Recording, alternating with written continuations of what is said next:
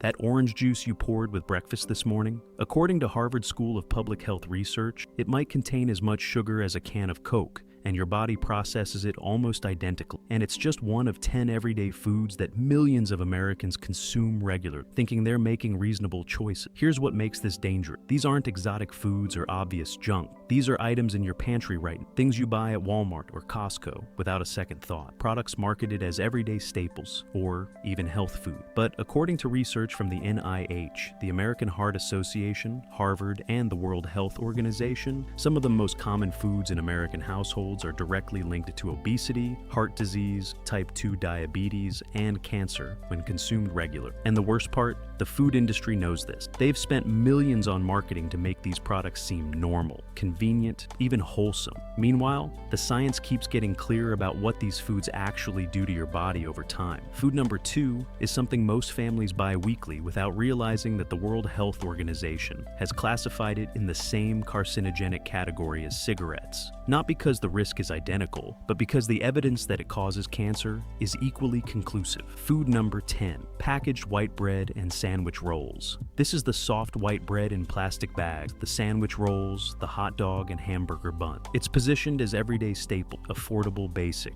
lunchbox essential. The label suggests enriched. It's sometimes made with whole grain, meaning a token amount, fortified with vitamin. But according to the American Heart Association's guidance on whole grains versus refined grain, white bread is made from wheat that's been stripped of fiber, vitamins, and minerals, leaving primarily starch and empty calorie. The evidence shows that refined grains like white bread are rapidly digested, causing blood sugar spikes followed by crashes. According to the AHA, diets high in refined grains are associated with increased risk of type 2 diabetes, heart disease, and weight gain.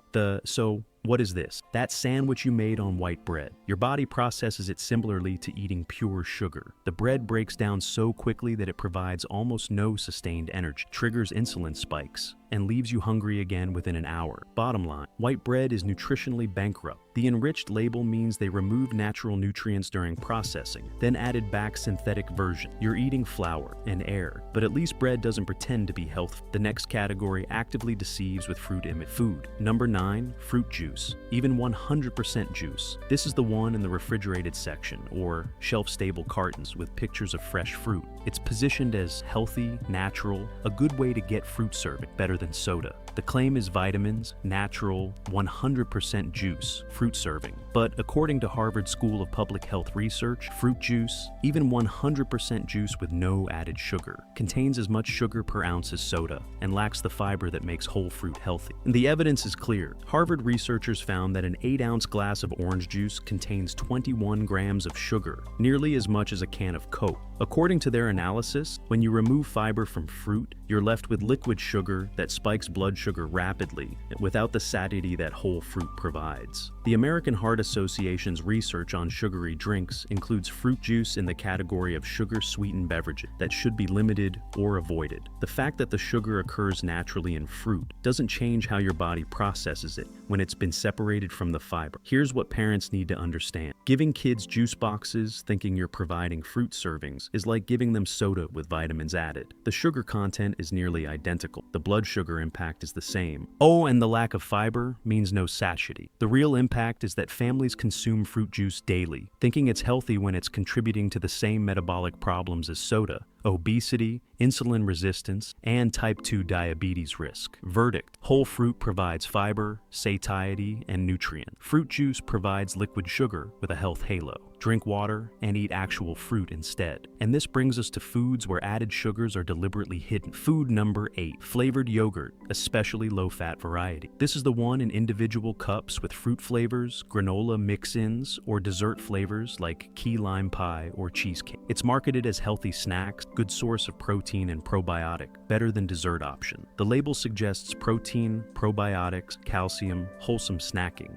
But according to the American Heart Association's research on added sugars, many flavored yogurts contain 20 to 30 grams of added sugar per serving, as much as ice cream or candy bars. The evidence shows that when manufacturers remove fat, create low-fat version, they compensate for lost flavor and texture by adding sugar. According to the AHA, this creates products that are worse for metabolic health than full-fat plain yogurt because the added sugar drives insulin spikes without providing satiety. Harvard research on sugary foods notes that the probiotics and protein in yogurt don't offset the metabolic damage from 25 grams of added sugar. You're eating dessert that happens to contain beneficial bacteria.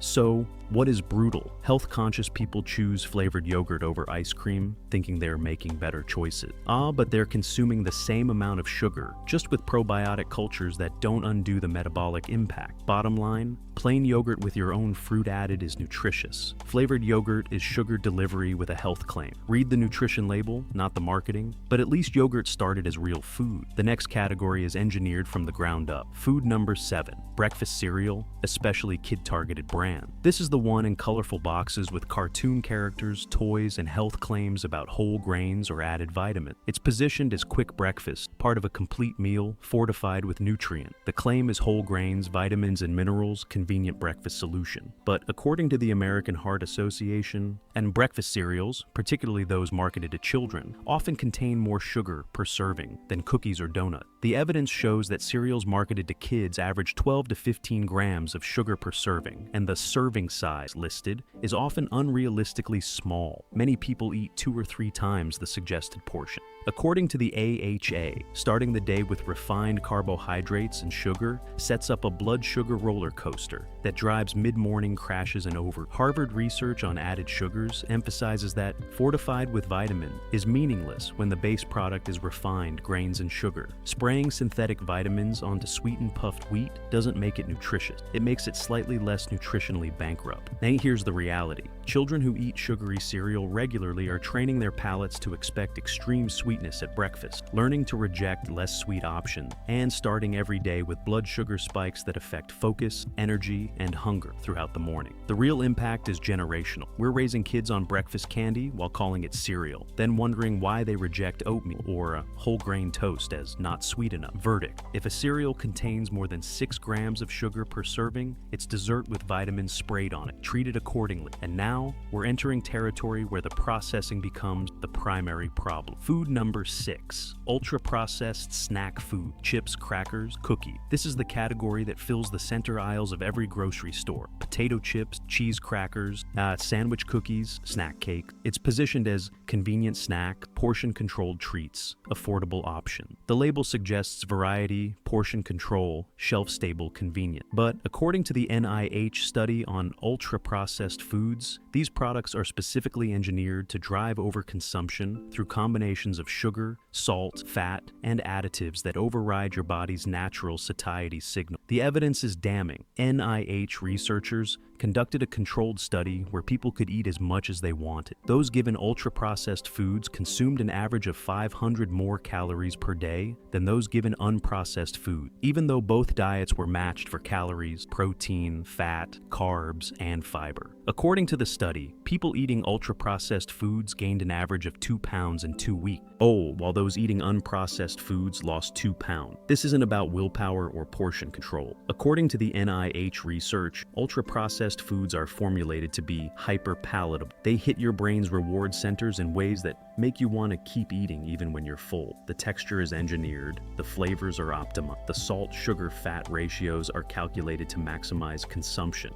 So, what is this? Every time you buy chips or cookies thinking, I'll just have a small portion, you're fighting against food science specifically designed to make portion control fail. These products are engineered to make you eat the whole bag. Bottom line, ultra-processed snack foods aren't food. They're food-like products designed to drive overconsumption. The NIH study proves this isn't about self-control. It's about food engineering. But at least snack foods are obviously treats. The next category hides behind protein claim. Food number 5, sugar-sweetened beverages, soda, sweet tea, sports drink. This is the category that includes regular soda, sweetened iced tea, sports drinks, energy drinks, and sweetened coffee beverages. It's positioned as refreshment, energy, hydration, treat beverages. The label suggests suggests refreshment, energy boost, electrolyte replenishment, flavor variety. But according to Harvard School of Public Health, sugar-sweetened beverages are the single largest source of added sugars in the American diet and are directly linked to weight gain, type 2 diabetes, and heart disease. The evidence is comprehensive. Harvard researchers found that people who consume one or more sugar-sweetened beverages per day have a 26% greater risk of developing type 2 diabetes compared to those who rarely consume them. According to the American Heart Association, a single 20-ounce soda contains 65 grams of added sugar, more than double the daily maximum for adults. Here's what the research shows that beverage companies don't want publicized. Liquid calories don't trigger satiety the way solid food does. According to Harvard's analysis, when you drink 250 calories in soda, you don't compensate by eating less food. You just add 250 calories to your daily total. The real impact is cumulative. One soda per day is 65 grams of added sugar times 365 days equals 23,725 grams of sugar per year. That's over 52 pounds of pure sugar annually from a single daily beverage. And your body has to process every gram through insulin response, liver metabolism, and fat storage. Bottom line, sugar-sweetened beverages provide zero nutrition while delivering disease-promoting amounts of added sugar.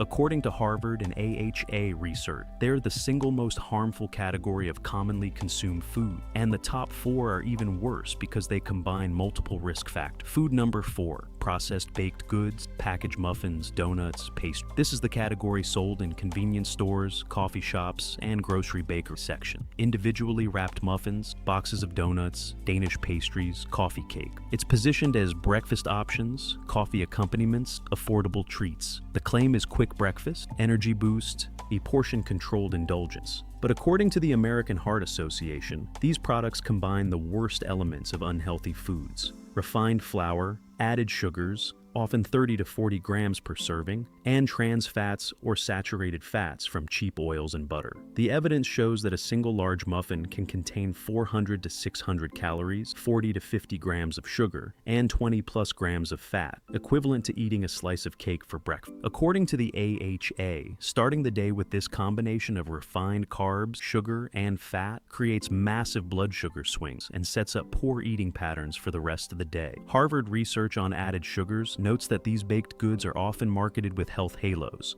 made with whole grains, a token amount, contains real fruit, minimal or low fat, compensated with extra sugar. The marketing obscures the reality that you're eating dessert disguised as breakfast. So, what is this? That blueberry muffin from the coffee shop isn't a reasonable breakfast. It's cake marketed as morning food. And eating cake for breakfast trains your body to expect and crave high sugar, high fat foods throughout the day. Verdict: processed baked goods are desserts with breakfast timing. According to AHA and Harvard research, regular consumption contributes to weight gain, insulin resistance, and metabolic dysfunction. And now, we're reaching the top 3 foods where the health risks are most clearly established. Food number 3, processed cheese product, American cheese, cheese spreads, cheese-flavored snack. This is the category that includes individually wrapped cheese slices, aerosol cheese, cheese spreads, and cheese-flavored crackers or chips. It's positioned as convenient protein, kid-friendly, lunchbox staple. The label suggests calcium, protein, real cheese, but according to food labeling regulations, many of these products can't legally be called cheese. They're labeled as cheese product, cheese food, or pasteurized prepared cheese product because they contain so many additives, emulsifiers, and fillers. The evidence shows these products are heavily processed with added sodium, often 300 to 400 milligrams per slice. Emulsifiers like sodium phosphate, preservatives, and food coloring. According to the American Heart Association, the high sodium content in processed cheese contributes to hypertension and cardiovascular disease risk. Here's the reality. Real cheese is made from milk, cultures, enzymes, and salt. Yet processed cheese products start with real cheese, then add emulsifying salts, extra whey, milk fat, flavors, and preservatives to create a product that's shelf-stable, meltable, and uniform, but nutritionally inferior to actual cheese. The real impact is that families use these products daily, thinking they're providing protein and calcium, when they're actually consuming heavily processed dairy products with excessive sodium and minimal nutritional value compared to real cheese. Bottom line, if the package says cheese product instead of cheese, it's because legally it can't be called cheese. Buy actual cheese instead. But even processed Swiss cheese is made from dairy. The next category has evidence of cancer risk. Food number 2, processed meat, hot dogs, bacon, sausage, deli meats. This is the category that includes breakfast favorites, a lunchbox staples, and convenience protein. Bacon, sausage, hot dogs, pepperoni, salami, deli turkey, ham, roast beef. It's positioned as protein-rich, quick meal solutions, American classic. The label suggests protein, convenience, family-friendly food. But according to the World Health Organization's comprehensive evaluation, processed meat is classified as carcinogenic human, group 1, meaning there is sufficient evidence that it causes cancer. The evidence is substantial and clear. The WHO's International Agency for Research on Cancer reviewed more than 800 studies and concluded that eating 50 grams of processed meat per day, about 2 slices of bacon or 1 hot dog, increases the risk of colorectal cancer by 18%. According to the WHO, the classification is based on sufficient evidence from human studies showing that processed meat consumption causes cancer. Here's what this classification means. The WHO puts processed meat in the same carcinogenic category as tobacco smoking and asbestos. This doesn't mean the magnitude of risk is equivalent. Smoking is far more dangerous, but it means the evidence that processed meat causes cancer is similarly conclusive. The WHO explains that the cancer risk comes from the processing methods, curing, smoking, adding nitrites and nitrates as preservative. These processes create compounds, including N-nitroso compounds that are carcinogenic. So, what is devastating? That bacon with breakfast, those deli sandwiches for lunch, those hot dogs at kids' baseball games, these aren't harmless convenience food. According to the WHO's analysis of decades of research, they're cancer-causing foods that Americans consume as dietary staple. Bottom line, processed meats are classified as carcinogenic by the World Health Organization. The evidence that they cause cancer is sufficient and conclusive. Occasional consumption might be an acceptable risk, but making these foods daily staples is playing odds with cancer. And now we've reached number 1, the food category with the clearest evidence of comprehensive health damage. Food. Number 1, fast food and restaurant meals, especially burgers, fries, fried chicken. This is it, the absolute worst. Not a specific brand, but the entire category of fast food and restaurant meals that have become dietary staples for millions of Americans. It's positioned as convenient, affordable, treat meals, ob and family dining. The label suggests value, convenience, consistent quality, portion-controlled option. But according to research from the NIH, Harvard, and the American Heart Association, fast food and restaurant meals combine every problematic element discussed: ultra-processing, added sugars, excessive sodium, refined grains, and often processed meats. The evidence is comprehensive across sources. According to the NIH study, restaurant and fast food meals are almost exclusively ultra-processed, meaning they're engineered to drive overconsumption through specific combinations of salt, sugar, and fat. Harvard research shows that a typical fast food meal can contain 1,000 to 1,500 calories, 50 to 80 grams of fat, and 1,500 to 2,500 milligrams of sodium, often exceeding daily maximums in a single meal. The American Heart Association research on added sugars shows that fast food meals include hidden sugars in burger buns, sauces, and beverages. A combo meal can easily contain 80 to 100 grams of added sugar when you include the soda. And according to WHO guidance, many fast food staples include processed meats, bacon, sausage, deli meats, that are classified as carcinogenic. Here's what the complete evidence picture shows. Fast food and frequent restaurant dining combine ultra-processed food. NIH research shows these drive overeating. Excessive added sugars. Harvard and AHA link these to diabetes and heart disease. High sodium. AHA links this to hypertension. And often processed meats. WHO classifies as carcinogenic. The real impact is that fast food has transitioned from occasional treat to dietary staple for millions of Americans. According to research, adults who eat fast food frequently have higher rates of obesity, type 2 diabetes, heart disease, and metabolic syndrome. Children raised on frequent fast food develop taste preferences and eating patterns that persist into adulthood. Bottom line, fast food and restaurant meals represent the convergence of everything wrong with the modern food system. Ultra-processed processing, excessive calories, added sugars, sodium, and often carcinogenic processed meat, all engineered for profit maximization rather than health. According to comprehensive research from NIH, Harvard, AHA, and WHO, regular consumption of these foods is linked to every major preventable chronic outrow. Bottom line, the everyday foods slowly destroying Americans' health aren't exotic or unusual. They're in your pantry, your fridge, and your kids' lunchboxes right now. The difference is that most people don't realize what decades of research from NIH, Harvard, the American Heart Association, and the World Health Organization have conclusively shown about these foods. Ultra-processed foods drive overeating and weight gain. Added sugars contribute to diabetes, heart disease, and obesity. Sugar-sweetened beverages are the single largest source of harmful added sugars. And processed meats are classified as carcinogenic, with sufficient evidence that they cause cancer. These aren't scare tactics or opinion. These are conclusions from the world's leading health research institution, based on studies involving millions of people over decades. You don't have to eliminate these foods entirely. But you should understand what the evidence says about regular consumption and make informed decisions rather than assuming that everyday foods sold at every grocery store must be safe to eat daily. So here's my question. Which of these 10 foods are you eating most regularly? Comment honestly, no judgment, just awareness of the gap between what we know and what we actually do. If this video changed how you think about everyday foods, hit subscribe. Tomorrow we're breaking down the marketing tricks that make unhealthy foods seem healthy. And trust me, once you see the tactics, you can't unsee them. See you then.